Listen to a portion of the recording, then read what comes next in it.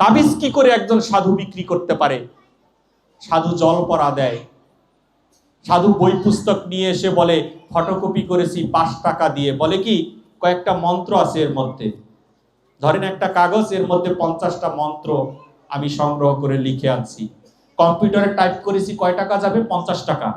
এই দামি বাজারে 50 টাকা যাবে একটা কাগজ টাইপ করতে। 50 টাকা দা টাইপ করে এবার 3 টাকা দিয়ে ফটোকপি করা যায় এক একটা পৃষ্ঠা।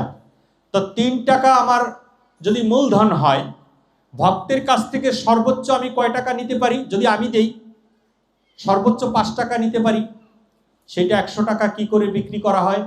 তাহলে 95 টাকা আমার লাভ করার ইচ্ছা আছে। তাই যে ব্যবসা করে, যেজন লেনদেন করে, তাকে কি করে আপনি সাধু হিসেবে মেনে নিতে পারেন? আর সেই চরণে গিয়ে সবচেয়ে বেশি ভুল করে আমাদের মায়েরা।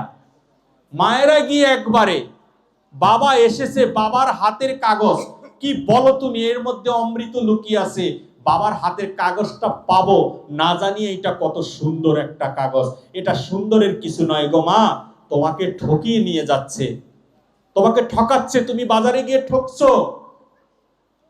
মায়েদের সচেতন হতে হবে। কেন?